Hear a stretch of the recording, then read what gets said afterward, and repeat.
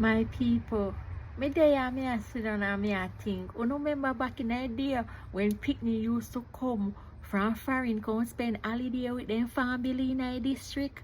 Me say, me used to get so excited when we see like a foreign picnic then come, and then used to have that little nice little smell about them.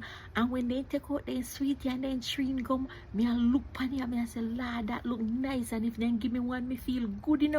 And me remember one time, this little girl they come spend holiday with her granny in our district, and then now we da go river all our way, and we ask her if she want come, and she say yes.